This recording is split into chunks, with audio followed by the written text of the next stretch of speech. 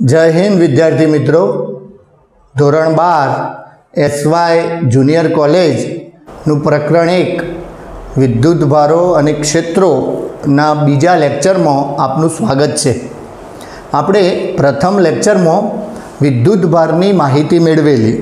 પ્રથમ લેક્ચરમાં કોઈપણ પ્રકારની થિયરી નહોતી, એ જ રીતે આ બીજા લેક્ચરમાં પણ कोईपण थियरी नहीं, परंतु एमसीक्यू माटेना अगत्यना मुद्दाओं छे अने मुद्दाओनी समझ छे। तो ये समझ आपणे आगळ वधारीशुं। मित्रों, आपणे आना अगाउना लेक्चरमां पण भणी गया कि ज्यारे कोई पदार्थ विद्युत भारित थाय तो ये विद्युत भारित थवा माटे इलेक्ट्रॉन ज एक पदार्थ उपरथी बीजा पदार्थ उपर ट्रांसफर थतो होय छे। तो आजनो आपणे टूंको प्रश्न जोईए कि शा माटे कोई पदार्थ ज्यारे विद्युत भारित थाय त्यारे को तो ये इलेक्ट्रॉन मेळवे छे अथवा तो ये इलेक्ट्रॉन घुमावे छे, एमां शा माटे प्रोटोननी वात आवती नथी, एटले के धन विद्युत भारनी वात आवती नथी। तो मित्रों, आपणे जाणीए छीए कि कोईपण पदार्थनी संरचनामां परमाणुनी अंदर न्यूक्लियस में प्रोटोन और न्यूट्रॉन आवेला होय अने आ प्रोटोन और न्यूट्रॉन ए प्रबल बळथी जकड़ायेला होय अने आ प्रबल बळ ए आकर्षी प्रकारनुं बळ छे, एटले एने न्यूक्लियसथी बहार जवा नहीं दे। ज्यारे इलेक्ट्रॉन ए न्यूक्लियसनी आजूबाजू वर्तुळाकार कक्षाओमां फरता होय छे, आवा इलेक्ट्रॉन उपर आवुं प्रबल बळ लागतुं नथी। आवा इलेक्ट्रॉन उपर विद्युतीय बळ लागे इलेक्ट्रॉन अने न्यूक्लियस वच्चे, पण ए विद्युतीय बळ पेला प्रबल बळनी सरखामणीमां ओछुं होय छे। अने सौथी बहारनी कक्षामांना इलेक्ट्रॉन तमे लोको केमिस्ट्रीमां पण भणशो कि दरेक पदार्थनी संरचनामां इलेक्ट्रॉननी संरचना जुदी जुदी होय छे। तो एमां सौथी बहारनी कक्षामां आवेला इलेक्ट्रॉन होय ने वेलेन्स इलेक्ट्रॉन कहेवाय छे। तो आवा इलेक्ट्रॉन ए पेला न्यूक्लियसमांना प्रोटोन उपर जे बळ लागे छे प्रबल बळ एनी सरखामणीमां बहु ओछा बळथी जकड़ायेला होय छे।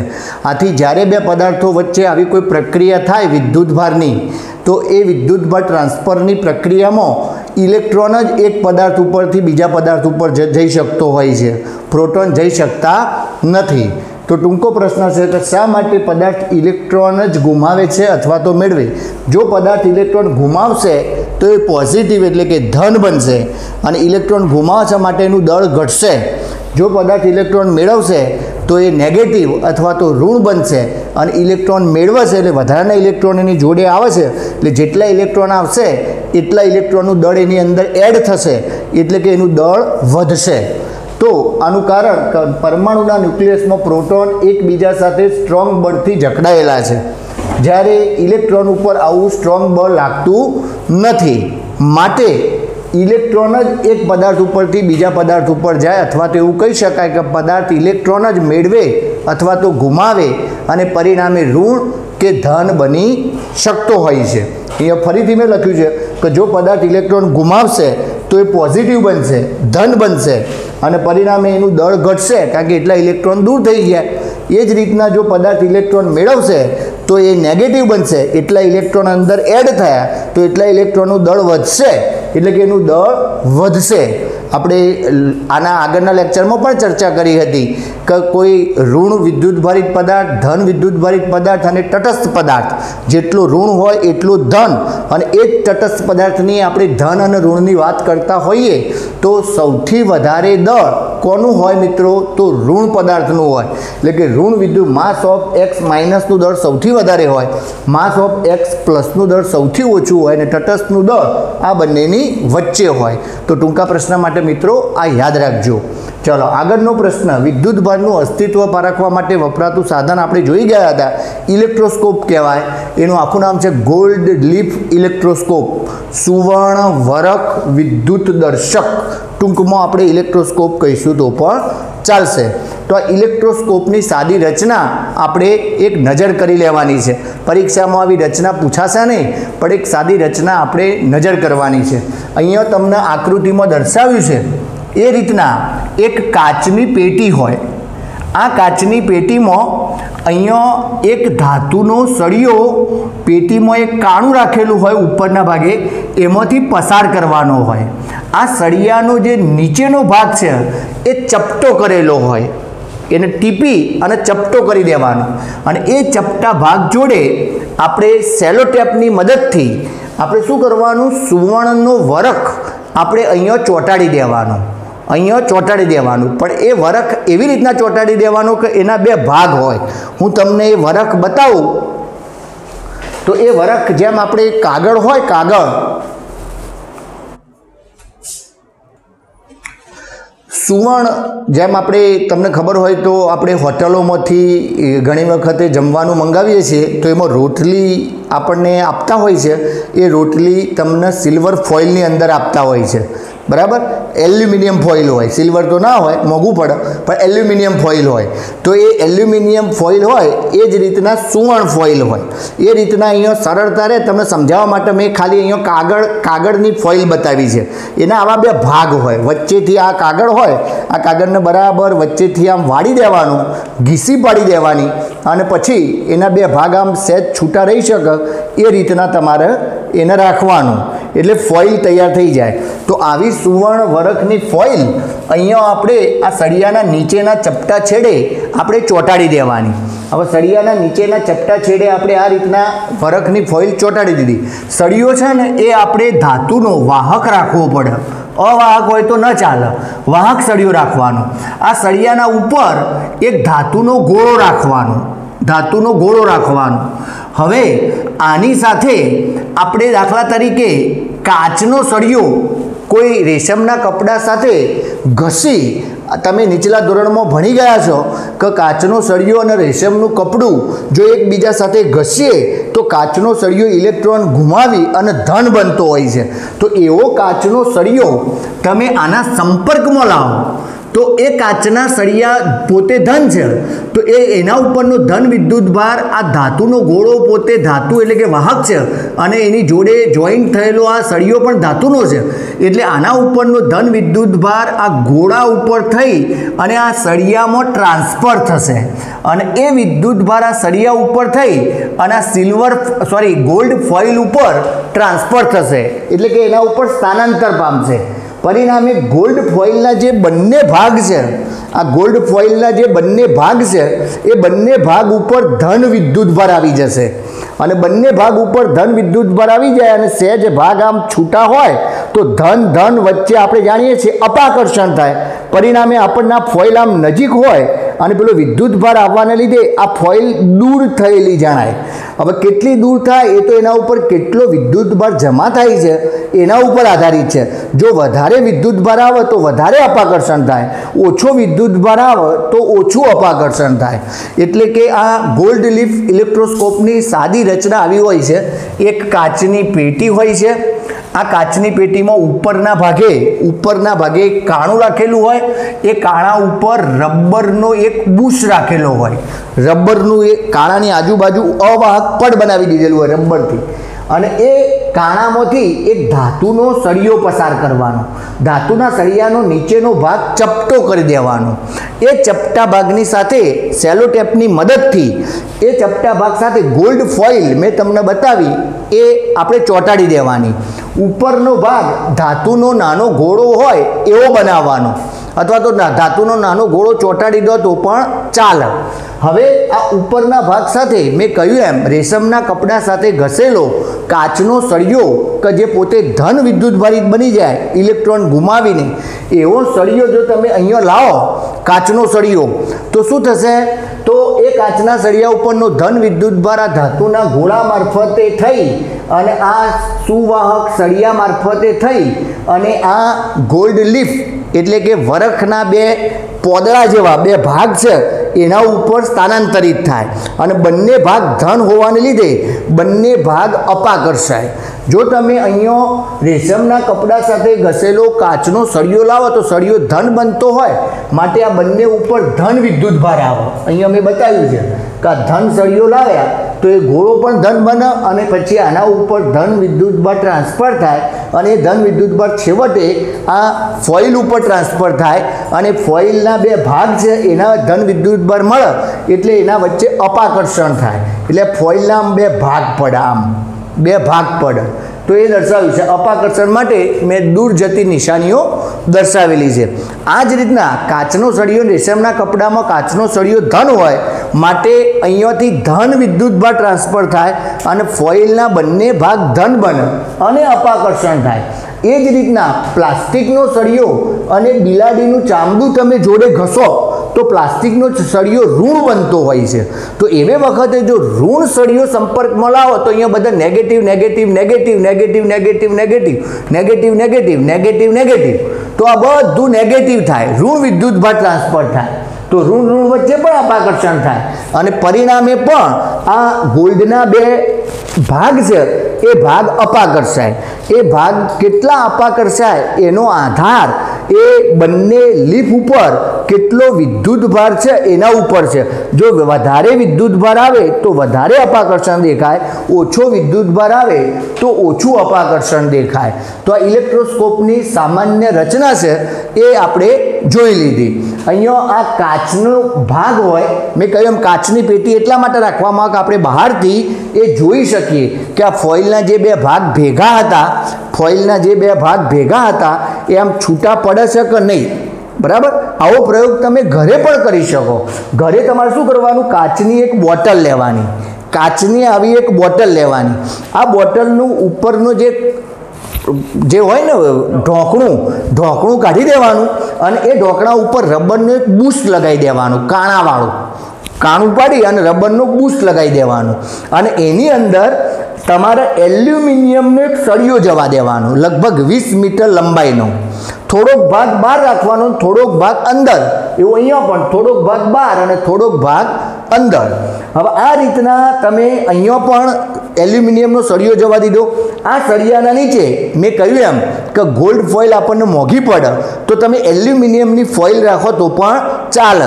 તો એલ્યુમિનિયમ ફોઇલ રાખવાની, ગોલ્ડ લીફ આપણે લેતા હતા ને એમ એલ્યુમિનિયમ લીફ લેવાના।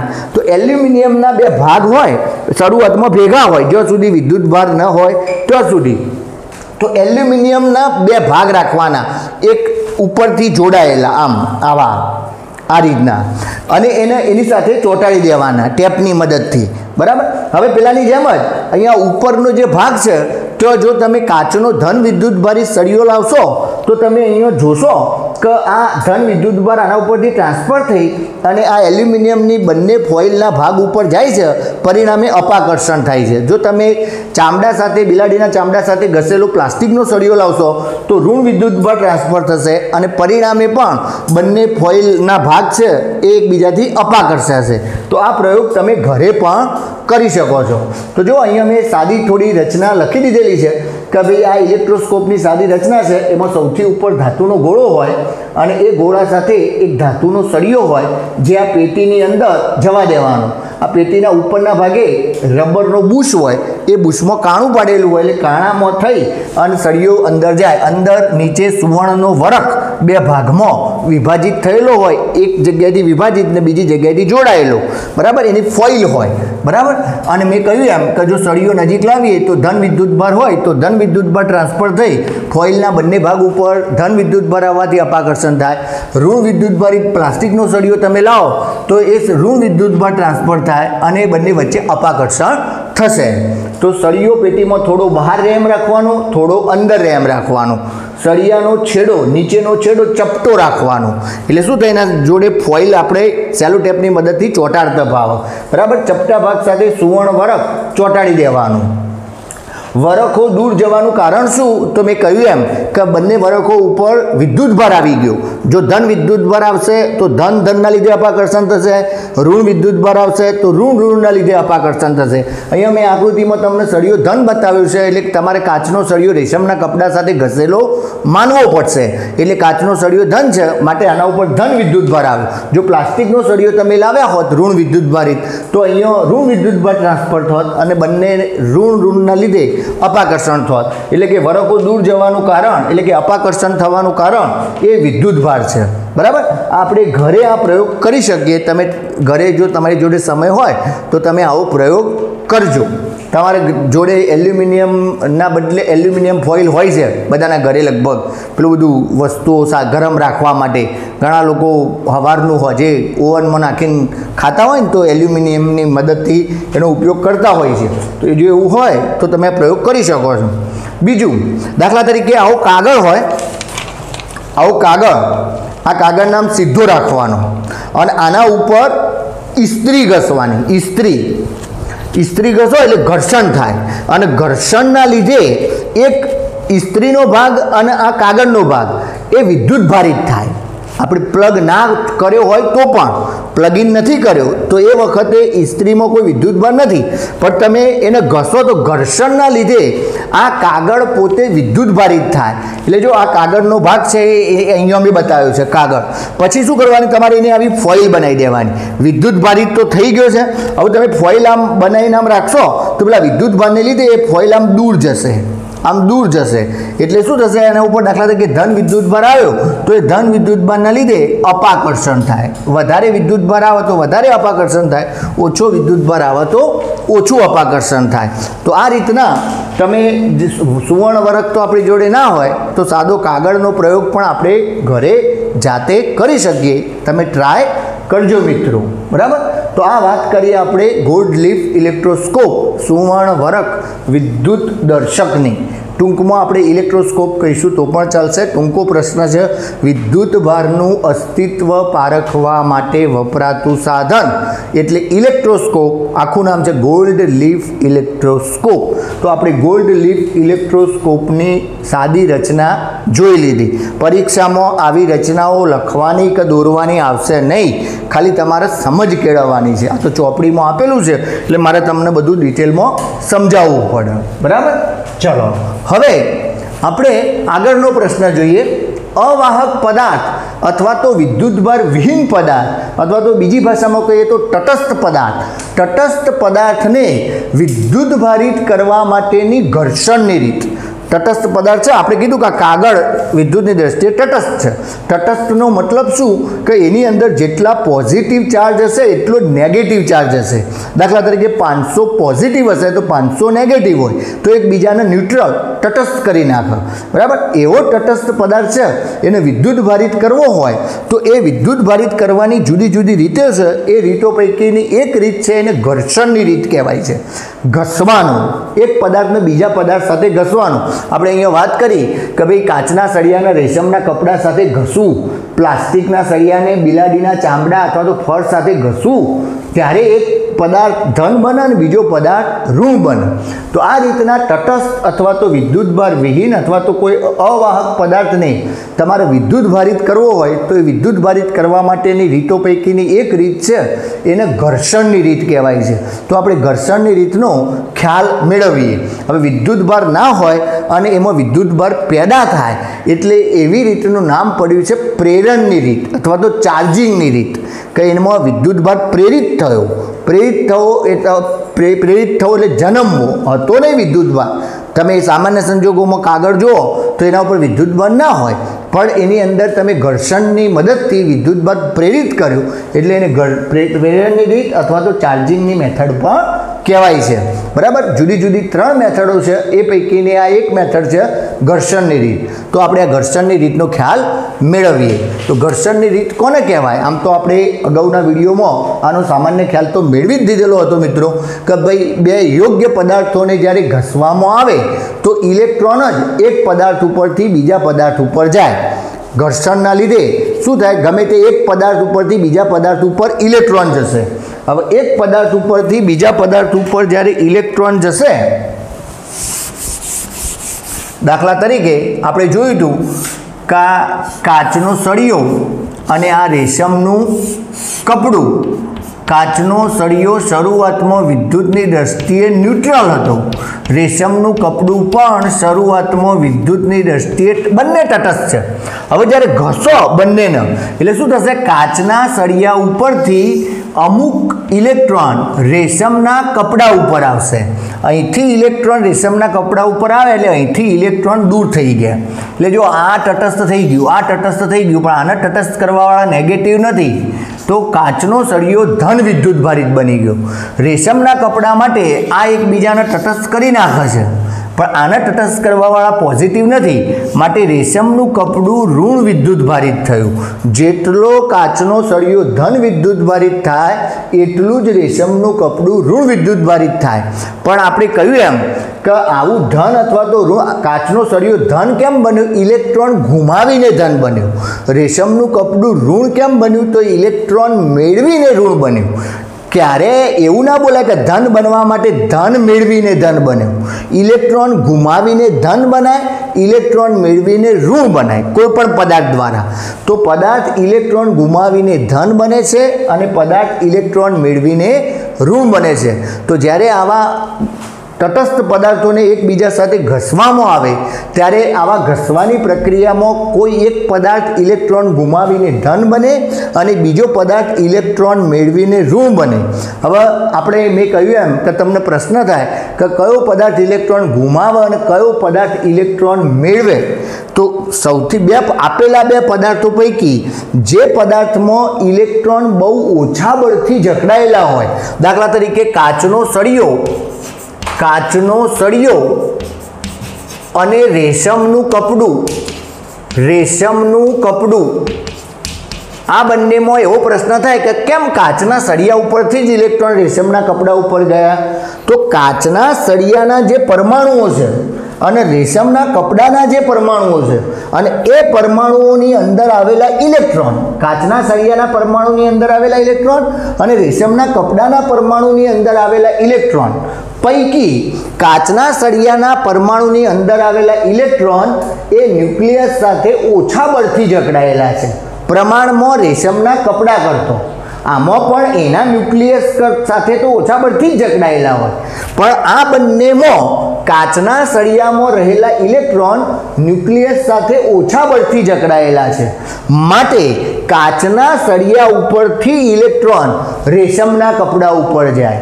બીજી ભાષામાં કહું તો તમે ભાગ 2 જ્યારે ભણશો ભૌતિક વિજ્ઞાનનું ત્યારે આવશે કે આવા જે પદાર્થો છે, આવા પદાર્થોમાં જેમાં ઇલેક્ટ્રોન ઓછા બળથી જકડાયેલા હોય એને કહેવાય એનું વર્ક ફંક્શન અથવા તો કાર્ય વિધેય. એને કાર્ય વિધેય પણ કહેવાય. કાર્ય વિધેય ઓછું હોય, જેનું વર્ક ફંક્શન ઓછું હોય એ સરળતાથી ઇલેક્ટ્રોનને મોકલી દે, એનામાંથી સરળતાથી ઇલેક્ટ્રોન જતા રહે. તો આ બંનેમાં કાચના સળિયાનું વર્ક ફંક્શન ઓછું હશે. તો જ્યારે પણ તમે આવી બે જોડ જુઓ, બે પેર જુઓ અને જે પેર ધન બને તો સમજવાનું કે ધન બન્યું એનું વર્ક ફંક્શન પેલા ઋણ કરતો ઓછું છે. ધનનું વર્ક ફંક્શન ઋણ કરતો કેવું છે? ઓછું. એનો મતલબ કે એમાંથી ઇલેક્ટ્રોનને બહાર જવા માટે ઓછી ઉર્જાની જરૂર પડે છે, સરળતાથી જઈ શકે છે, પહેલાં જઈ શકે છે. તો તમને કોઈ પૂછે કે કાચનો સળિયો અને રેશમના કપડા પૈકી બંનેમાંથી કોનું વર્ક ફંક્શન વધુ? તો વર્ક ફંક્શન વધુ કોનું? રેશમના કપડાનું. અને કોનું વર્ક ફંક્શન ઓછું? તો કાચના સળિયાનું. તો આ વર્ક ફંક્શનની ડિટેલમાં વાત તો આપણે ભાગ 2માં ન્યુક્લિયસનું ચેપ્ટર આવશે એમાં કરીશું, પણ અત્યારે હાલ પણ મેં MCQમાં કોઈ પ્રશ્નો તજજ્ઞ સાહેબ પૂછે તો તમે ગૂંચવાઓ નહીં. એટલા માટે જે પદાર્થ ધન બને એ પેલા ઋણની સાપેક્ષે ઓછું વર્ક ફંક્શન ધરાવે છે એમ કહેવાય. તો આટલું તમે મિત્રો યાદ રાખજો. તો આ રીતના બે પદાર્થોને જ્યારે ઘસવામાં આવે તો ઇલેક્ટ્રોન જ એક પદાર્થ ઉપરથી બીજા પદાર્થ ઉપર જાય અને પરિણામે બંને પદાર્થો વિદ્યુતભારિત થાય.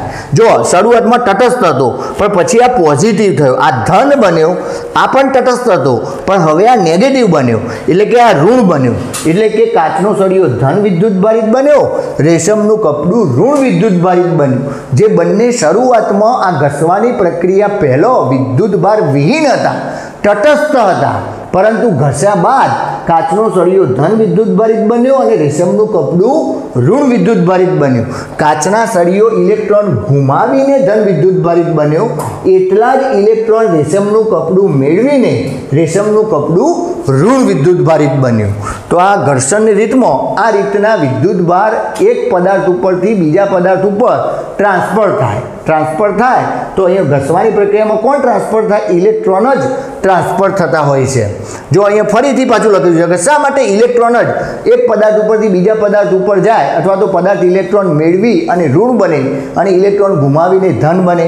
તો આના આ રીતના પણ તમે જવાબ લખી શકો કે પદાર્થમાંના ઇલેક્ટ્રોન એ ન્યુક્લિયસમાંના પ્રોટોનની સરખામણીમાં ઓછા બળથી જકડાયેલા હોવાથી ઘર્ષણ વિદ્યુતના પ્રયોગમાં ઇલેક્ટ્રોન જ એક પદાર્થ ઉપરથી બીજા પદાર્થ ઉપર જાય છે અને બે પદાર્થો પૈકી જેનું વર્ક ફંક્શન ઓછું હોય એના ઇલેક્ટ્રોન એક પદાર્થ ઉપરથી બીજા પદાર્થ ઉપર જતા હોય છે।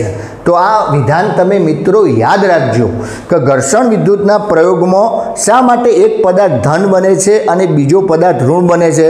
તો આપણે કહેવાનું કે પદાર્થ ધન કે ઋણ જે બનતો હોય છે, જો પદાર્થ ધન બને છે એનો મતલબ ઇલેક્ટ્રોન ગુમાવે છે, પદાર્થ ઋણ બને છે એનો મતલબ ઇલેક્ટ્રોન મેળવે છે। પણ પદાર્થ શા માટે કોઈ પર્ટિક્યુલર પદાર્થ ઇલેક્ટ્રોન ગુમાવે છે અને બીજો પદાર્થ ઇલેક્ટ્રોન ગુમાવતો નથી? તો એના માટેનું કારણ છે કે જે પદાર્થ ઇલેક્ટ્રોન ગુમાવે છે એનું વર્ક ફંક્શન પેલા ઇલેક્ટ્રોન ગુમાવતો નથી એના કરતાં ઓછું છે। તો જે ઓછું વર્ક ફંક્શન ધરાવતો પદાર્થ હોય એ ઇલેક્ટ્રોન ગુમાવી અને ધન બનશે અને એના સાપેક્ષમાં વધુ વર્ક ફંક્શન ધરાવતો પદાર્થ ઇલેક્ટ્રોન મેળવી અને ઋણ બનશે। હવે આ ઘર્ષણ વિદ્યુતની આખી એક શ્રેણી છે। જેમ મેં તમને અત્યારે હાલ ચર્ચા કરી કે કાચનો સળિયો રેશમના કપડા સાથે ઘસે તો કાચનો સળિયો ધન બને અને રેશમનું કપડું ઋણ બને। તો આવી બધી જોડો છે, તો એને કહેવાય છે ઘર્ષણ વિદ્યુતની સિરીઝ, ઘર્ષણ વિદ્યુતની શ્રેણી। તો એ શ્રેણી તમે યાદ રાખજો મિત્રો। તમને કોઈ વખતે ઓપ્શનમાં પૂછાય ભાઈ કાચના સળિયાને રેશમના કપડા સાથે ઘસતો ખાલી જગ્યા ધન બને અથવા તો ખાલી જગ્યા ઋણ બને, તો જો તમને ખબર હોય તો તમે જવાબ આપી શકો। તો મેં તમને એક કોઠા દ્વારા હું તમને અહીંયા સમજાવું છું, એ તમારે એટલા ઉદાહરણો યાદ રાખવાના કે આવી ઘર્ષણ વિદ્યુતની બે જોડો હોય તો એને જ્યારે ઘસીએ ત્યારે કયો પદાર્થ ધન બને અને કયો પદાર્થ ઋણ બને। બીજું, જ્યારે પદાર્થ ધન બનશે એ ઇલેક્ટ્રોન ગુમાવે છે। આ શું કરે છે? ઇલેક્ટ્રોન ગુમાવે છે અને ગુમાવે છે માટે એનું દળ સહેજ શું થશે? ઘટશે।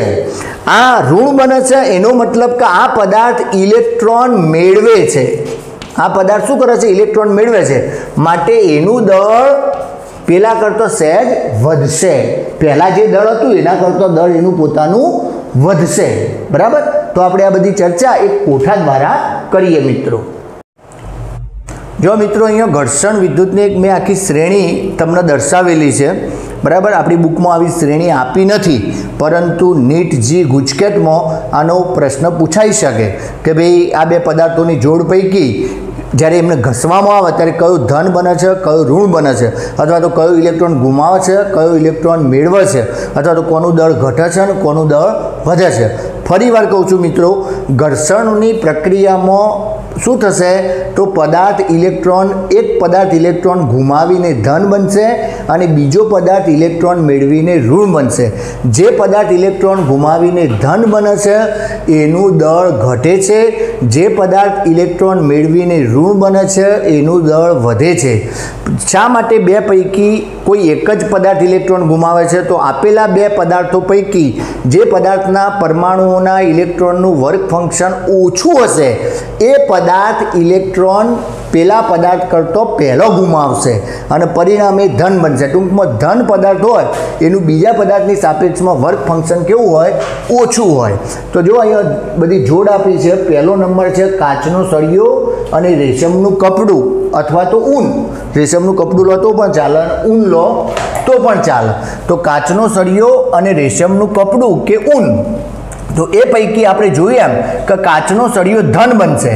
ધન બનશે તો એટલા ઇલેક્ટ્રોન જતા રહેશે તો એનું દળ ઘટશે, એ ઇલેક્ટ્રોન ગુમાવીને ધન બને છે। બરાબર? અને એનું વર્ક ફંક્શન કેવું હોય? ઓછું। અહીંયા લખું છું વર્ક ફંક્શન સાપેક્ષમાં, આની સાપેક્ષમાં વર્ક ફંક્શન ઓછું હોય। બરાબર? જ્યારે રેશમનું કપડું અથવા તો ઊન એ ઇલેક્ટ્રોન મેળવશે એટલે દળ વધશે અને પોતે નેગેટિવ બનશે। રેશમનું કપડું શું બનશે? નેગેટિવ બનશે। તો આ બેની સાપેક્ષમાં આનું વર્ક ફંક્શન કેવું? વર્ક વધુ, વર્ક ફંક્શન વધુ. સાદી ભાષામાં કહીએ તો પદાર્થમાંથી ઇલેક્ટ્રોનને બહાર કાઢવા માટે જે જરૂરી ઉર્જા હોય, લઘુત્તમ ઉર્જા, એવી ઉર્જાને એનું વર્ક ફંક્શન કહેવાય. તો જેમાંથી જલ્દી ઇલેક્ટ્રોન બહાર નીકળી જાય તો એમાં ઓછી મજૂરી કરવી પડે, તો એનું વર્ક ફંક્શન ઓછું કહેવાય. એવું અત્યારે હાલ સમજો. પછી ડિટેલમાં વર્ક ફંક્શન વિશે આપણે ભાગ 2 માં ભણવાના છીએ મિત્રો. તો તમે આટલું યાદ રાખજો મિત્રો કે અહીંયા 2 જોડ આપી હશે, એમાંથી એક ધન બનશે. જે ધન બનશે એ ઇલેક્ટ્રોન ગુમાવશે, બીજું ઇલેક્ટ્રોન ગુમાવશે એટલે એનું દળ ઘટશે, ત્રીજું એ ઇલેક્ટ્રોન ગુમાવે કેમ? કારણ કે આપેલા 2 પદાર્થોની સાપેક્ષમાં એ પદાર્થના પરમાણુના ઇલેક્ટ્રોનનું વર્ક ફંક્શન ઓછું છે. તો જે ધન છે બધાનું બીજાની સાપેક્ષમાં વર્ક ફંક્શન ઓછું કહેવાય. શા માટે બીજો પદાર્થ ઋણ બને છે? તો એ પદાર્થ ઇલેક્ટ્રોન મેળવે છે, ઇલેક્ટ્રોન મેળવે છે માટે એનું દળ વધે છે. તો બીજા જે ઘર્ષણનો બીજો પદાર્થ છે એની સાથેનો, એના કરતાં એનું વર્ક ફંક્શન વધુ હશે. બરાબર? તો આટલું તો બધા માટે કોમન છે મિત્રો. ચાલો, કાચનો સળિયો અને રેશમનું કપડું અથવા તો ઊન, આ બંને ઓપ્શનમાં છે. તો કાચનો સળિયો ધન બનશે અને રેશમનું કપડું કે ઊન એ નેગેટિવ બનશે. અને નેગેટિવ બનશે સાથે સાથે ઇલેક્ટ્રોન મેળવશે, દળ વધશે, આની સાપેક્ષમાં આનું વર્ક ફંક્શન વધુ હશે. એ તો તમને આવડવું જ જોઈએ. ચલો, એ રીતના બીજી શ્રેણીનો બીજો નંબર, ઊન અને પોલિથીન અથવા તો કાચનો સળિયો. પોલિથીન અથવા તો કાચના સળિયાનું સરખું જ થાય જે થાય. તો ઊન અને પોલિથીનને ઘસો અથવા તો ઊન અને કાચના સળિયાને ઘસો, તો એવા વખતે ઊન ધન બને અને પોલિથીન ઋણ બને, અથવા તો કાચનો સળિયો ઋણ બને. તો દરેક વખતે કાચનો સળિયો ઋણ બને એવું જરૂરી નથી. બરાબર? ચલો, એ રીતના નાયલોન અને રબર. તો નાયલોન ધન બનશે જ્યારે રબર ઋણ બનશે. સૂકાવાળ અને પ્લાસ્ટિકનો કોસ્કો, સૂકાવાળમાં પ્લાસ્ટિકનો કોસ્કો તમે ઘસો તો એ વખતે સૂકાવાળ પોઝિટિવ વિદ્યુતભાર મેળવશે અને પ્લાસ્ટિકનો કોસ્કો નેગેટિવ વિદ્યુતભાર મેળવશે. આ ઇલેક્ટ્રોન ગુમાવશે સૂકાવાળ અને પ્લાસ્ટિકનો કોસ્કો ઇલેક્ટ્રોન મેળવશે. એ રીતના ફ્લાલિન અને એબોનાઇટ, એબોનાઇટનો સળિયો આવે છે તો એમાં ફ્લાલિન પોઝિટિવ બને છે, એબોનાઇટ નેગેટિવ બને છે. બિલાડીનું ચામડું અને અબનુસનો સળિયો, તો બિલાડીનું ચામડું અથવા તો એને ચામડા ઉપરની જે રૂવાટી હોય ને એને ફર પણ કહેવાય છે. તો ફર પણ લઈ શકાય, ફર. તો ફર, બિલાડીનું ચામડું એટલે કે ફર એ પોઝિટિવ બનશે અને અબનુસનો સળિયો એ નેગેટિવ બનશે. એ રીતના ફર અથવા તો બિલાડીનું ચામડું લઈ લો અને પ્લાસ્ટિકનો સળિયો, આ બંનેને એકબીજા સાથે ઘસો તો ફર પોઝિટિવ બનશે અને પ્લાસ્ટિકનો સળિયો નેગેટિવ બનશે. તો આ બધો, આનું વર્ક ફંક્શન આના કરતો ઓછું, આનું વર્ક ફંક્શન આના કરતો ઓછું, આનું વર્ક ફંક્શન આના કરતો ઓછું. આ રીતના. એવું નહીં કે આનું વર્ક ફંક્શન આના કરતા, આની નાની કમ્પેરિઝન નહીં કરીએ આપણે, આ જોડની જ કમ્પેરિઝન કરવાની. આનું વર્ક ફંક્શન આના કરતો ઓછું અને આનું વર્ક ફંક્શન આના કરતો વધુ, એ રીતના. તો આ શ્રેણીમાં કોણ ધન બને છે અને કોણ ઋણ બને છે એ તમને આવડવું જોઈએ. ધન કેમ બને છે? એ ઇલેક્ટ્રોન ગુમાવે છે, ઇલેક્ટ્રોન ગુમાવે છે માટે દળ ઘટે છે અને એનું વર્ક ફંક્શન ઓછું છે. ઋણ કેમ બને છે? ઇલેક્ટ્રોન મેળવે છે, ઇલેક્ટ્રોન મેળવે છે એટલે એનું દળ વધે છે. અને એ ઇલેક્ટ્રોન મેળવે કેમ? કે એને કેમ ઇલેક્ટ્રોન ના ગુમાવે? તો પેલા બીજા પદાર્થની સાપેક્ષે એનું વર્ક ફંક્શન વધુ છે માટે. બરાબર? તો આ ઘર્ષણ વિદ્યુતની આખી શ્રેણી તમને આવડી જવી જોઈએ મિત્રો. ચલો, હવે આપણી ચોપડીની અંદર જુદા જુદા પ્રયોગો બતાવ્યા છે. દાખલા તરીકે અહીંયા આપણે જોયું કે કાચનો સળિયો રેશમના કપડાને આપણે ઘસીએ, કાચના સળિયાને રેશમના કપડા સાથે ઘસીએ, કાચના સળિયાને રેશમના કપડા સાથે ઘસીએ તો કાચનો સળિયો ધન બને છે. આવા 2 કાચના સળિયાને બંનેને રેશમના કપડા સાથે ઘસી દો અને પછી બંનેને તમે નજીક લાવો તો બંને ધન ધન છે, તો બંને વચ્ચે શું થશે? અપાકર્ષણ થશે. શું થશે? અપાકર્ષણ થશે. એ રીતના પ્લાસ્ટિકના સળિયાને બિલાડીના ચામડા સાથે તમે ઘસો, પ્લાસ્ટિકના સળિયાને બિલાડીના ચામડા સાથે ઘસો તો પ્લાસ્ટિકનો સળિયો કેવો બને? નેગેટિવ. માની લો કે બંને પ્લાસ્ટિકના સળિયા છે, બિલાડીના ચામડા સાથે ઘસ્યા બાદ અને બંને નજીક લાવો તો નેગેટિવ નેગેટિવ વચ્ચે શું થશે? અપાકર્ષણ. તો અપાકર્ષણ થાય. હવે એક કાચનો સળિયો લો અને એક પ્લાસ્ટિકનો સળિયો લો. કાચના સળિયાને રેશમના કપડા સાથે ઘસો તો એ ધન બનશે, પ્લાસ્ટિકના સળિયાને બિલાડીના ચામડા સાથે ઘસો તો એ ઋણ બનશે. હવે એવા બે સળિયાઓને એકબીજાની નજીક લાવો તો એક ધન છે અને બીજો ઋણ છે, એટલે એમની વચ્ચે શું થશે મિત્રો? આકર્ષણ. પેલામાં શું થતું હતું? અપાકર્ષણ. ધન ધન અપાકર્ષણ, ઋણ ઋણ અપાકર્ષણ. પણ હવે એક કાચનો ધન વિદ્યુતભારિત સળિયો અને બીજો પ્લાસ્ટિકનો ઋણ વિદ્યુતભારિત સળિયો કેવી રીતના બનાવ્યો? કાચના સળિયાને રેશમના કપડા સાથે ઘસી ધન બનાવ્યો, પ્લાસ્ટિકના સળિયાને બિલાડીના ચામડા સાથે ઘસીને ઋણ બનાવ્યો, અને એવા સળિયાને એકબીજા નજીક લાવીએ તો એમની વચ્ચે આકર્ષણ થાય. આપણે જાણીએ છીએ પોઝિટિવ નેગેટિવ વચ્ચે એટ્રેક્શન થાય. તો આ તો સાદો પ્રયોગ છે, એટલે એ આકૃતિ મેં દોરી નથી. હવે બીજી આકૃતિ તમે શું કરો? એક આધાર લો, એક આધાર, અને આ આધાર ઉપરથી દોરી વડે તમે બે બરુની નાની ગોળીઓ લટકાવો. બરુની ગોળીને અંગ્રેજીમાં કહેવાય છે પિથબોલ. આ પિથબોલ કોના જેવો હોય? જે આપણે થર્મોકોલ હોય છે ને, પેલું વ્હાઈટ વ્હાઈટ, એ થર્મોકોલનો દડો બનાવ્યો હોય ને એના જેવું કામ કરે, અવાહક. તમે થર્મોકોલ તો જોયું હશે ને, સફેદ કલરનું, બરફ રાખવા માટે, ઠંડો રાખવા માટે થર્મોકોલનો યુઝ થતો હોય છે, બરાબર. અથવા તો ઘણા બધા ઇલેક્ટ્રોનિક ઉપકરણો સેફ રહે એટલા માટે પણ થર્મોકોલની અંદર મૂકવામાં આવે છે. તો એ થર્મોકોલનો દડો બનાવ્યો હોય એના જેવો આ પિથબોલ હોય. તો આ બરુની ગોળી, બરાબર, પ્લાસ્ટિકનો દડો લો તો પણ ચાલે, પ્લાસ્ટિકનો તમે દડો લો તો પણ ચાલે. તો આવા બે દોરી વડે આપણે બે બરુની ગોળીઓ એવી રીતના લટકાવી છે કે શરૂઆતમાં એકબીજાના સંપર્કમાં છે. હવે શું કરીએ આપણે? પેલા રેશમના કપડા સાથે ઘસેલો કાચનો સળિયો કે જે પોઝિટિવ બની જાય, રેશમના કપડા સાથે ઘસેલો કાચનો સળિયો કે જે પોઝિટિવ બની જાય. હવે આ બંને એકબીજાના સંપર્કમાં છે. હવે એવા સળિયાને તમે આની નજીકમાં લાવશો તો આ ધન વિદ્યુત સંપર્ક કરાવવાનો. તમે સંપર્ક કરાવશો એટલે આ ધન વિદ્યુતભાર આના ઉપરથી આના ઉપર ટ્રાન્સફર થશે.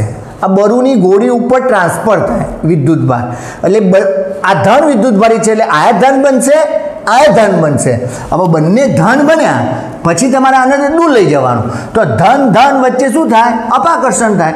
તો પછી શું થશે? ધન ધન વચ્ચે અપાકર્ષણ થાય, એટલે આ ગોળો આ બાજુ જાય, આ ગોળો આ બાજુ જાય, એટલે અપાકર્ષણ થશે.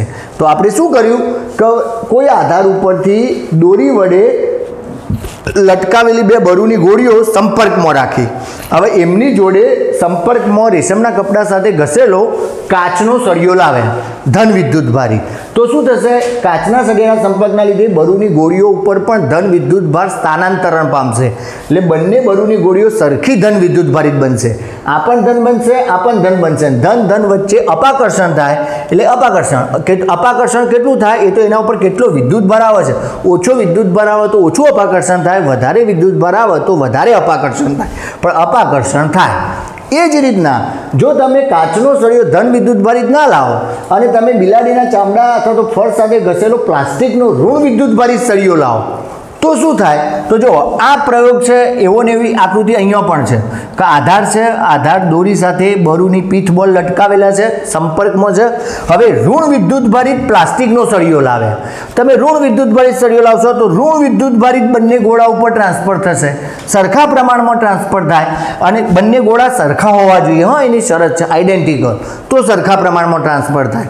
આઈડેન્ટિકલનો મતલબ શું? બધી જ રીતના સરખા, એમનો વ્યાસ, ત્રિજ્યા, દ્રવ્ય બધું જ. અહીંયા બરુ પીઠબોલ કીધો છે તો બંને બરુની સરખી ગોળીઓ, સમાન ગોળાઓ લેવાના. તો આ ઋણ વિદ્યુતભાર બંને ઉપર ટ્રાન્સફર થયો, અને બંને ઉપર ટ્રાન્સફર થયું, બંનેને જેમ અહીંયા બંને પોઝિટિવ બન્યા તો અપાકર્ષણ થયું, એમ અહીંયા બંને બરુની ગોળીઓ અથવા તો પીઠબોલ નેગેટિવ બન્યા એટલે એમની વચ્ચે અપાકર્ષણ થયું. તો અહીંયા તમને નેગેટિવના લીધે અપાકર્ષણ દેખાય, અહીંયા તમને પોઝિટિવના લીધે અપાકર્ષણ દેખાયું. બરાબર.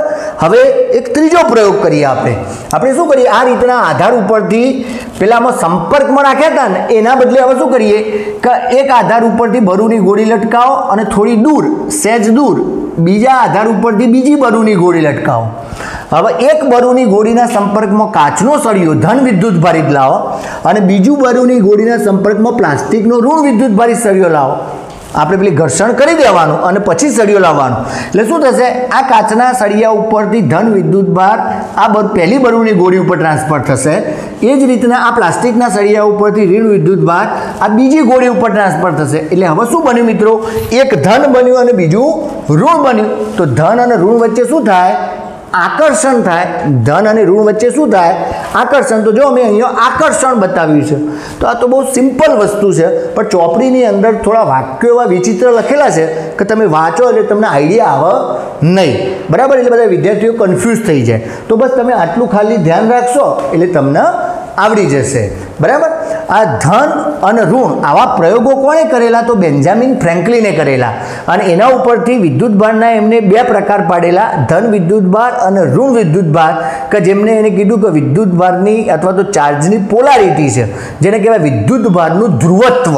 આપણે આગળ ચર્ચા કરી દીધેલી છે. ધન અને ઋણ એવા વિદ્યુતભારના બે પ્રકારો પાડ્યા બેન્જામિન ફ્રેન્કલિને, જેને કહેવાય છે એ પ્રકારો પાડવાની ઘટના છે એને કહેવાય છે વિદ્યુતભારનું ધ્રુવત્વ અથવા તો પોલારિટી.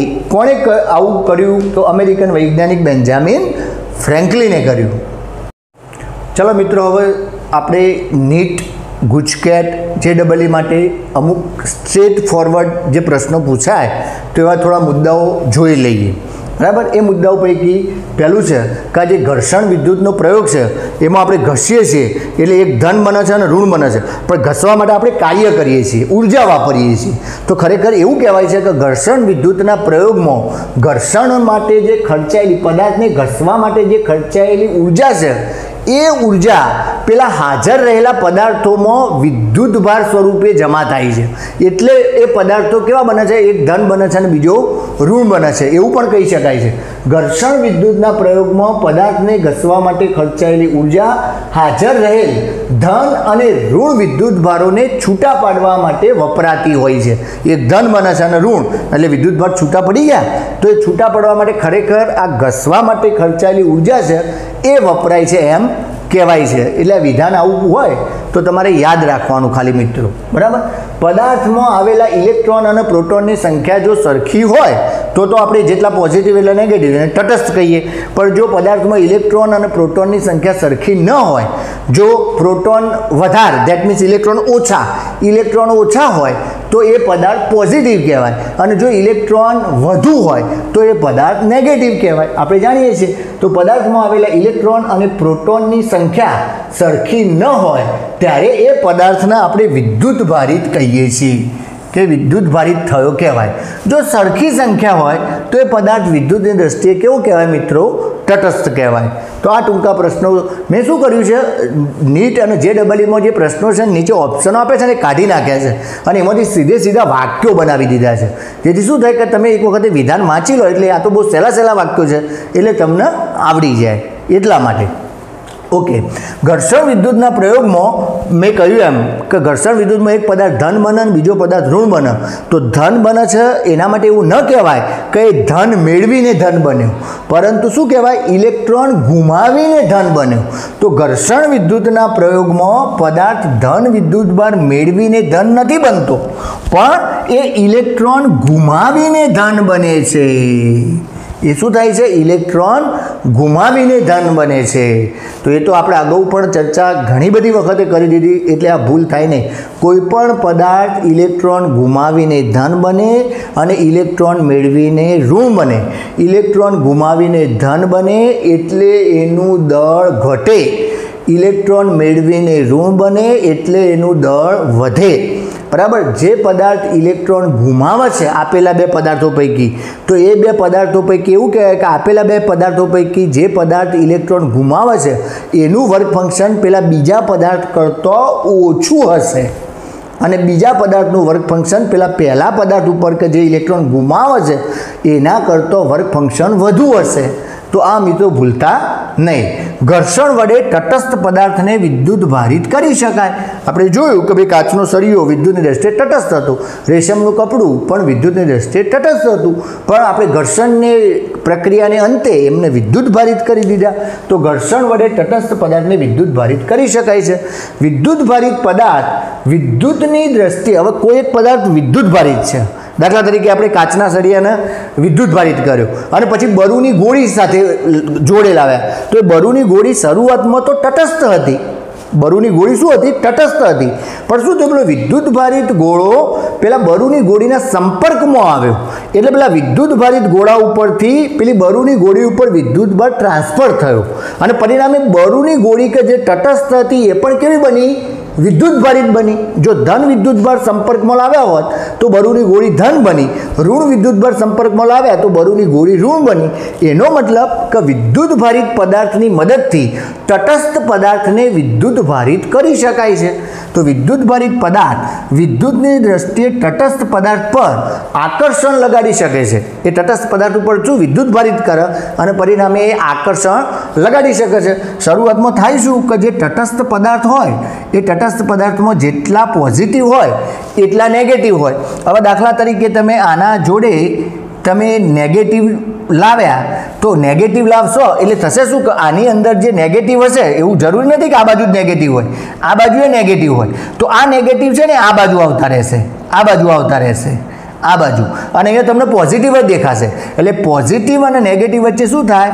આકર્ષણ થાય. એટલે આ વિધાન તમે યાદ રાખજો મિત્રો કે વિદ્યુતભારિત પદાર્થ વિદ્યુતની દ્રષ્ટિએ તટસ્થ પદાર્થ ઉપર આકર્ષણ બળ લગાડી શકે છે. એનું ઉદાહરણ સૂકા વાળમાં ફેરવેલો કોસ્કો. હવે તમે કોસ્કાને સૂકા વાળમાં ફેરવશો તો સૂકા વાળ તમારા કેવા બનશે? પોઝિટિવ બનશે, અને કોસ્કો તમારો કેવો બનશે? નેગેટિવ. હવે એવો કોસ્કાના દોતા ઉપર ઋણ વિદ્યુતભાર આવ્યો, એની જોડે તમે કાગળના નાના ટુકડા લાવો, જે તમે નીચલા ધોરણોમાં પણ ભણ્યા છો અને તમે દરરોજ એ પ્રયોગ કરી શકો છો ઘરે. બરોબર, સૂકા એકદમ સૂકા વાળ હોય ને એવા વાળ, 2 દિવસથી નાયા ના હોય એવા વાળ, અને બરાબર એના ઉપર કોસ્કો ઘસ કરશો ને તો ઘર્ષણના લીધે શું થશે? તમારા કોસ્કો છે ને ઋણ વિદ્યુતભારિત બની જશે, કોસ્કાના દોતા. બરાબર, તો એ ઋણ વિદ્યુતભારિત કોસ્કાની જોડે કાગળના નાના ટુકડા તમે લાવશો ને તો એ કાગળના ટુકડાઓને ખેંચશે. તો એના માટેનું પ્રોપર રીઝન તો આપણે બીજા ચેપ્ટરમાં ભણવાના છીએ, પણ અત્યારે હાલ આપણે એટલું સમજી શકીએ કે ભાઈ કોસ્કો પોતે ઘર્ષણના લીધે નેગેટિવ બન્યો અને કાગળના ટુકડા તો તટસ્થ છે. કાગળના ટુકડા શું છે? તટસ્થ છે. તો એ તટસ્થ ટુકડાઓ પેલા નેગેટિવની જોડે આવ્યા એટલે એના વડે આકર્ષાયા. અત્યારે હાલ આટલું સમજો, પછી એનું એક્ઝેક્ટ રીઝન આપણે બીજા પ્રકરણમાં ભણવાના છીએ. એની અંદર એક પોઝિટિવ અને નેગેટિવ નામનો ડાયપોલ બનતો હોય છે. એકચ્યુઅલી આ જે કાગળનો ટુકડો હોય ને, દાખલા તરીકે તમે કોસ્કો લાયા તો કોસ્કાના દોતા આ રીતના હોય, આમ કોસ્કાના દોતા. હવે તમે કાગળનો ટુકડો લાયા તો એ તો પોઝિટિવ ને નેગેટિવ બે હોય, અંદર ઇક્વલ હોય. બરાબર, પણ અહીંયા આ પોતે નેગેટિવ બન્યું, આ પોતે શું બન્યું? નેગેટિવ બન્યું. હવે આ નેગેટિવ છે તો અહીંયા એક એવી રીતના વિદ્યુતભારોનું વિતરણ થાય કે આ બાજુ પોઝિટિવ હોય ને આ બાજુ નેગેટિવ, એવું વિતરણ થઈ જ જાય કે નેગેટિવથી અપાકર્ષણ દૂર જતા રહે. એટલે અહીંયા પોઝિટિવ ખુલ્લા થાય, પોઝિટિવ નજીક ના આવો. એ કાગળના ટુકડામાં પોઝિટિવ તો ત્યાં જ છે, પોઝિટિવની જોડે જે નેગેટિવ હતો, માની લો કે આ નેગેટિવ અહીંયા છે, અહીંયા છે, પણ આ નેગેટિવ કોસ્કો એની જોડે આવે ને એટલે નેગેટિવ છે ને અહીંથી દૂર જતો રહેશે. એટલે પોઝિટિવ કે હા અમે ખુલ્લા થઈ ગયા, ઉગાડા પડી ગયા.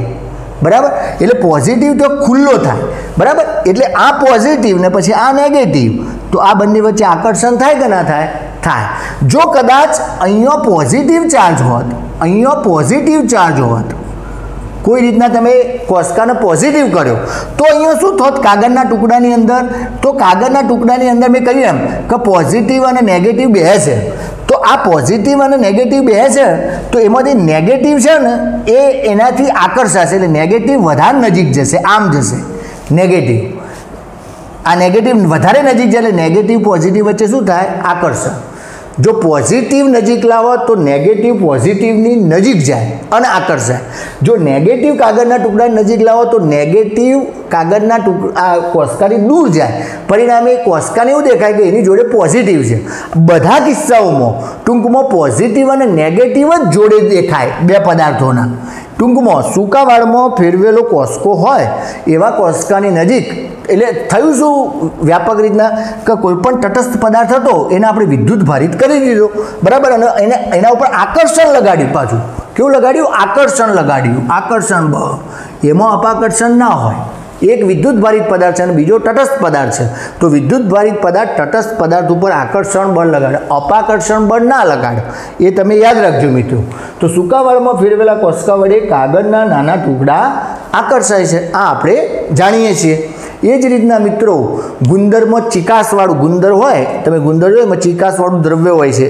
એ જે ચિકાસ હોય ને એ ચિકાસ જે બળના લીધે ઉત્પન્ન થાય એવા બળના આસક્તિ બળ કહેવાય છે. તો ગુંદરમાં ચિકાસવાળું આસક્તિ બળ, એક જ દ્રવ્યના બે અણુઓ વચ્ચે લાગતા બળને આસક્તિ બળ કહેવાતું હોય છે. તમે 11મા ધોરણમાં તરલ મિકેનિક્સ ભણ્યા એની અંદર તમારા આસક્તિ બળ અને સંશક્તિ બળ આવતા હતા, બરાબર. ટૂંકમાં ગુંદરમાં ચિકાસવાળું આસક્તિ બળ, આવા સંશક્તિ બળો પણ આવતા હોય છે. ઘન પદાર્થમાં અણુઓ આવેલા હોય, પરમાણુ આવેલા હોય, તો એ ઘન પદાર્થમાં અણુઓ કે પરમાણુ એકબીજાની નજીક નજીક જકડાઈને રહે છે, તો અણુઓ અને પરમાણુઓ વચ્ચે લાગતું એને આંતર આણવીય અથવા તો આંતર પરમાણવીય બળ કહેવાય.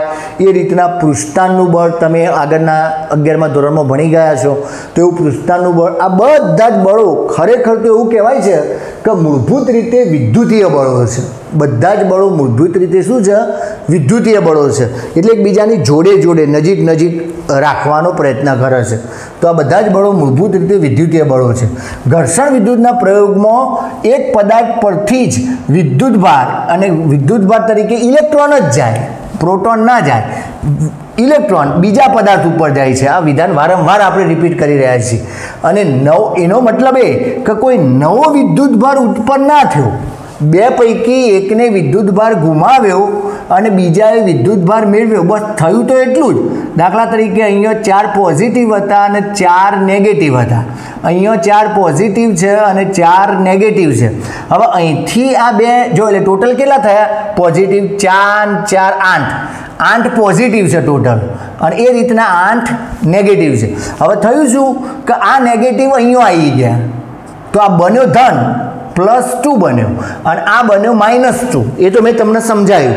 પણ ફરીથી પાછા તમે ટોટલ ગણશો ને મિત્રો, 1 2 3 4 5 6 7 8 પોઝિટિવ, એ રીતના 1 2 3 4 5 6 7 8 નેગેટિવ. ટોટલ વિદ્યુતભાર તો બદલાય જ નહીં, બરાબર. એટલે એવું ના કહી શકાય કે આના ઉપર નવો વિદ્યુતભાર ઉત્પન્ન થયો, પેલા ઉપરથી આવ્યો, ખાલી રૂપાંતરણ પામ્યો, બરાબર. એટલે આપણે પેલું ઉર્જા સંરક્ષણનો નિયમ જેમ બોલતા હતા ને મિત્રો, ઉર્જાનો નાશ ના થાય, એનો સંગ્રહ ના થાય, માત્ર ઉર્જાના એક સ્વરૂપનું બીજા સ્વરૂપમાં રૂપાંતરણ કરી શકાય. એ રીતના વિદ્યુતભાર સંરક્ષણની સાદી રજૂઆત એવી છે કે વિદ્યુતભારનો નાશ થતો નથી, નવો વિદ્યુતભાર ઉત્પન્ન થતો નથી, ખાલી વિદ્યુતભાર એક જગ્યાએથી બીજી જગ્યાએ રૂપાંતરિત કરી શકાય છે. તો જો નવો વિદ્યુતભાર ઉત્પન્ન થતો નથી કે વિદ્યુતભારનો નાશ પણ થતો નથી. અહીંથી વિદ્યુતભાર જતા રહ્યા પણ એ નાશ ના પામે, આના ઉપર આવે, બરાબર. એટલે નાશ પામે ના કહેવાય. અહીંયા વિદ્યુતભાર આવેલી ઉત્પન્ન ના થઈ, એ તો આના ઉપરથી આવ્યા છે. એટલે કે આવા ઘર્ષણ વિદ્યુતના પ્રયોગોમાં ખાલી વિદ્યુતભાર એક પદાર્થ ઉપરથી બીજા પદાર્થ ઉપર રૂપાંતરિત થાય છે. વિદ્યુતભાર નથી નાશ પામતો કે નથી ઉત્પન્ન થતો. કુલ વિદ્યુતભાર તો અચળ જ રહે. આને કહેવાય છે વિદ્યુતભારનું સંરક્ષણ. આના વિશે ડિટેલમાં આપણે પાછળ પણ ભણવાના છીએ મિત્રો. ઓકે, તો આ તમને આવડી જશે.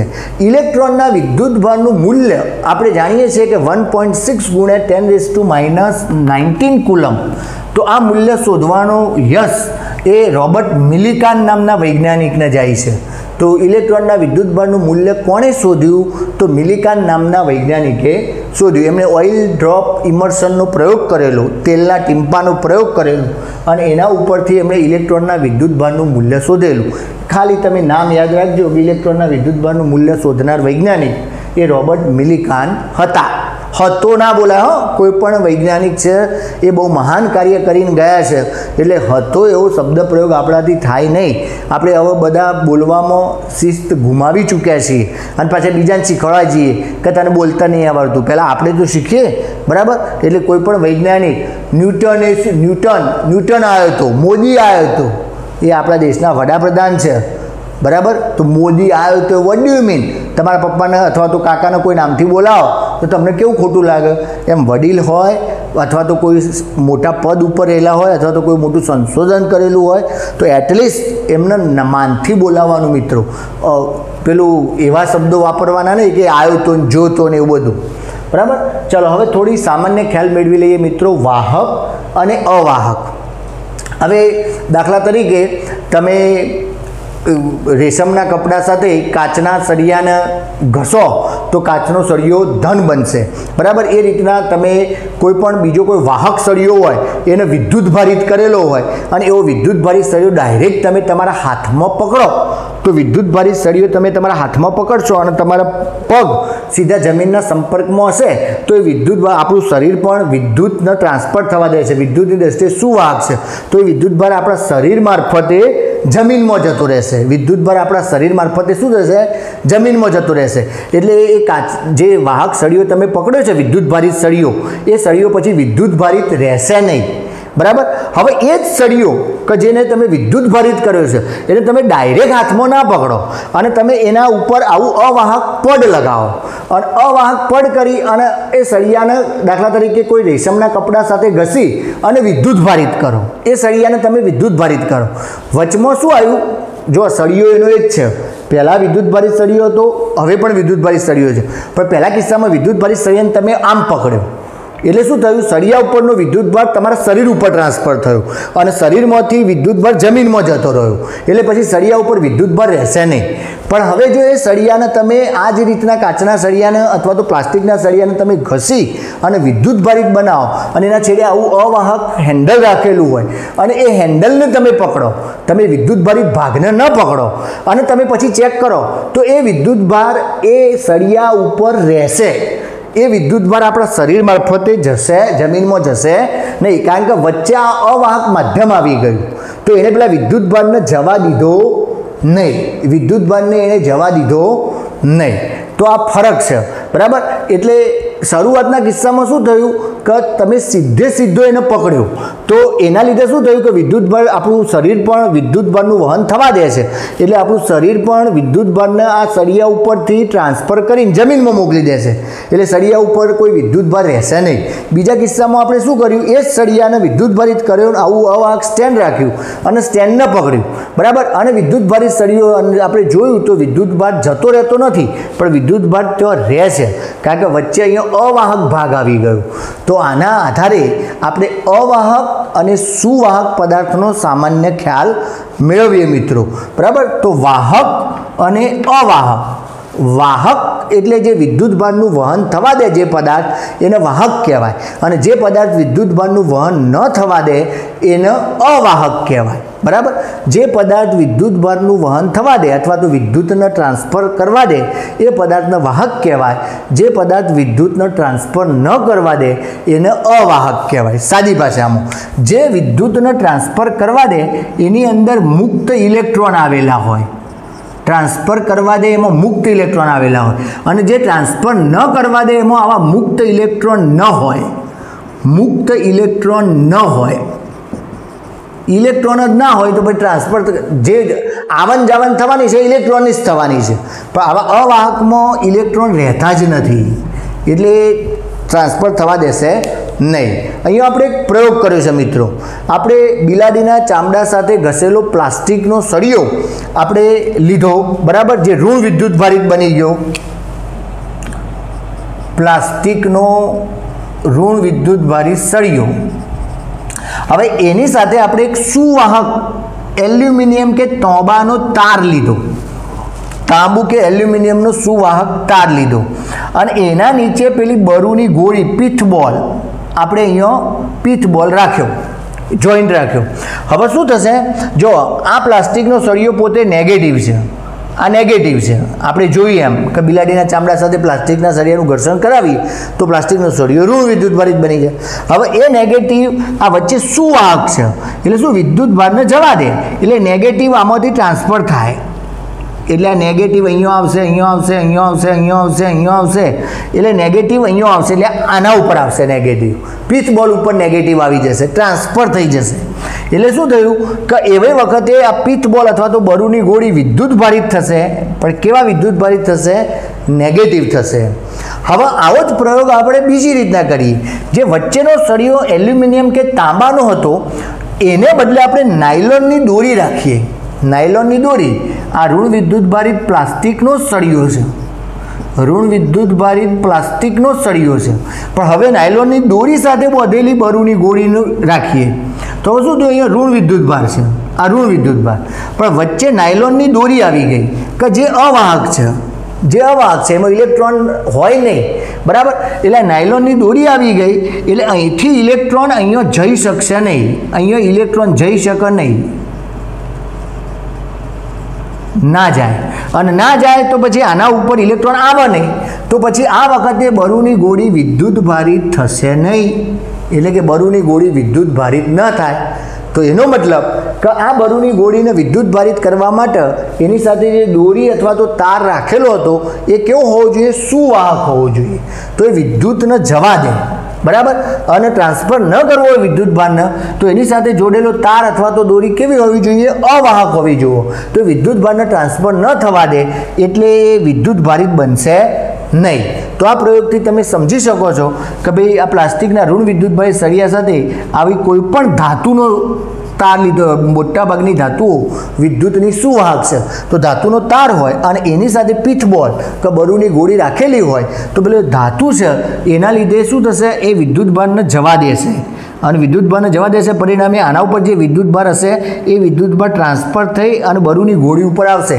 નેગેટિવ હશે તો આ નેગેટિવ બનશે, તમે પોઝિટિવ સળિયો લાવ્યા હશો તો આ પોઝિટિવ બનશે, બરાબર.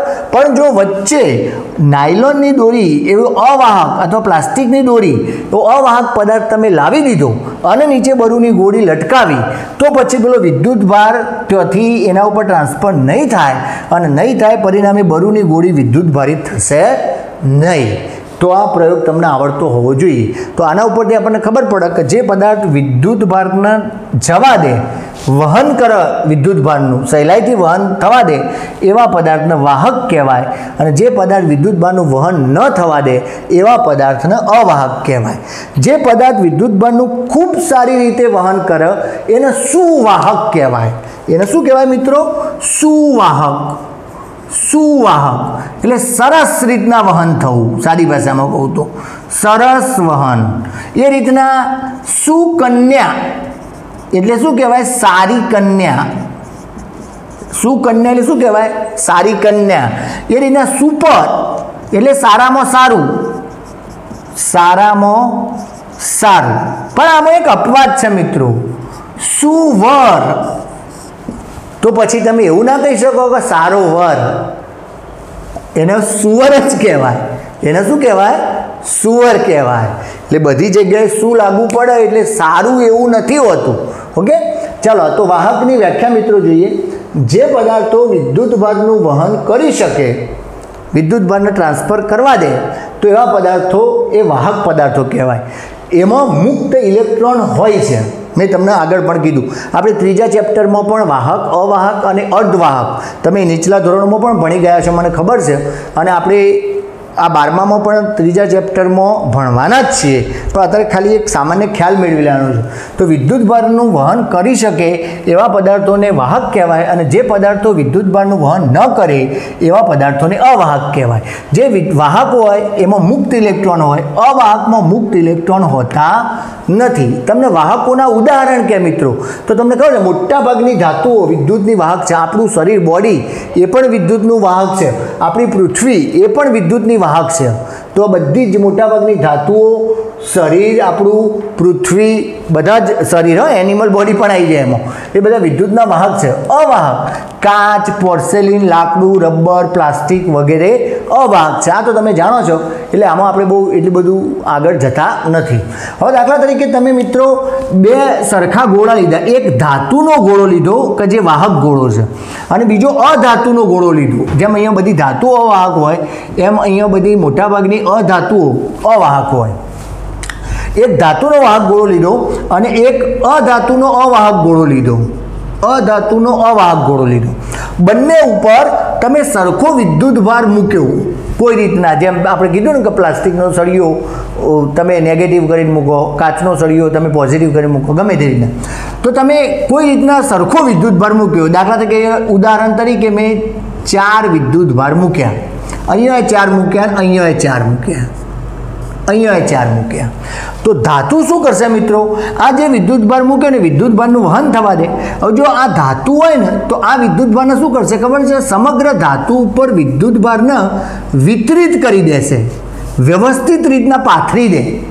વ્યવસ્થિત રીતના શું કરે? પાથરી દે. જ્યારે પેલો અવાહક છે ને, એ અવાહક વિદ્યુતને ટ્રાન્સફર ન થવા દે.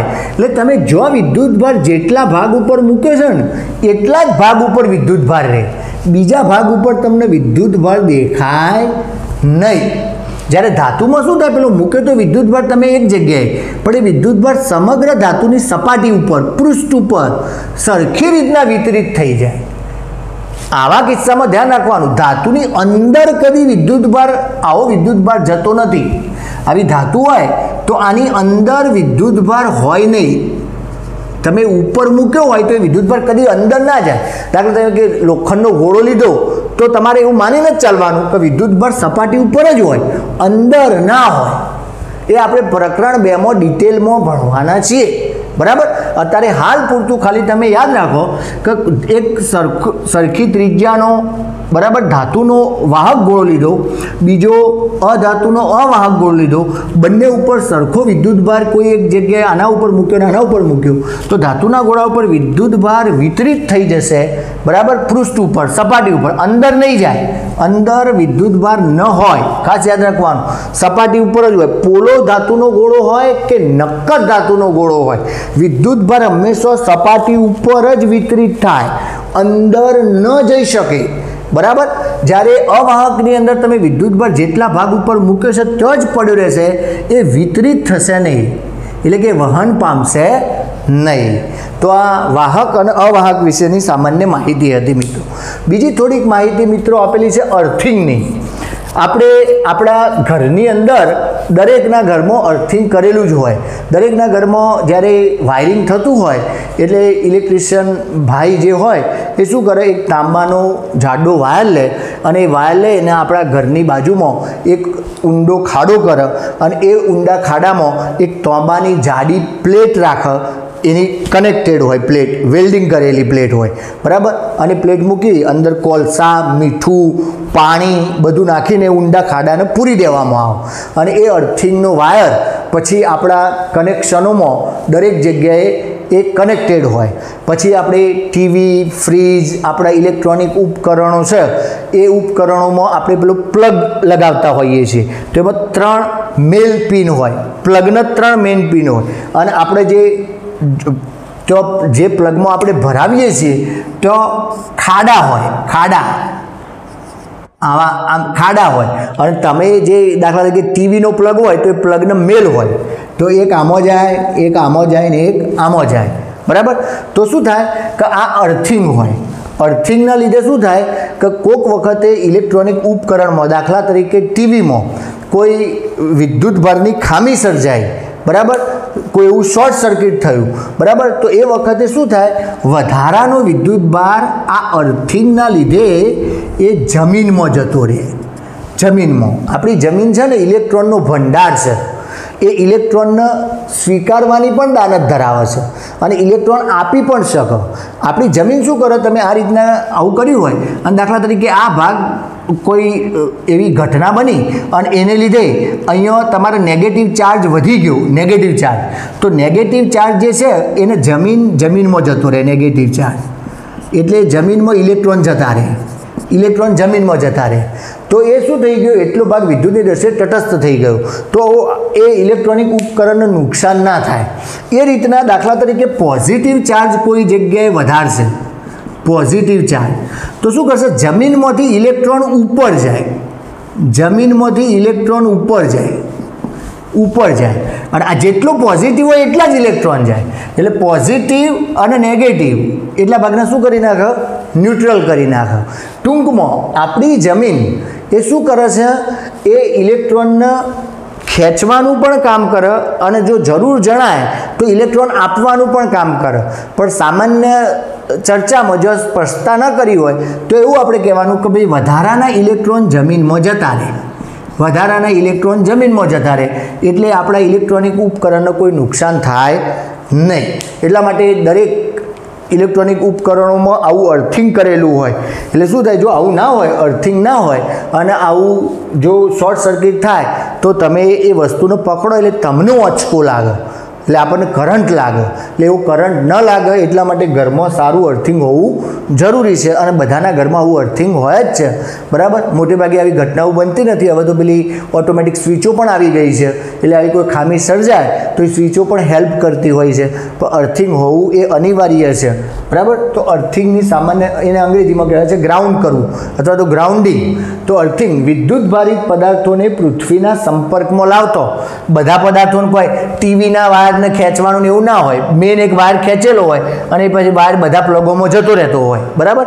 એ રીતના વિદ્યુત ભારિત પદાર્થોને પૃથ્વીના સંપર્કમાં લાવતો પૃથ્વી વિદ્યુત ભારિત ભાગને તટસ્થ કરી દે. મેં કહ્યું ને કે જે જગ્યાએ વિદ્યુત ભારિત ભાગ છે વધી જાય તો એ વિદ્યુત ભારિત ભાગને શું કરે? તટસ્થ કરી દે, બરાબર. અને ઇલેક્ટ્રોન જમીનમાં જતા રહે, બરાબર. અથવા તો જમીનમાંથી જરૂર જણાય તો ઇલેક્ટ્રોન પદાર્થ ઉપર જાય અને તટસ્થ કરી દે. એટલે અર્થિંગનું કામ શું છે? વિદ્યુત ભારિત ભાગને વિદ્યુતની દ્રષ્ટિએ તટસ્થ કરવું. જો ઋણ ભાગે, દાખલા તરીકે કોઈ ગોળો છે, અહીંયા હું તમને બતાવું,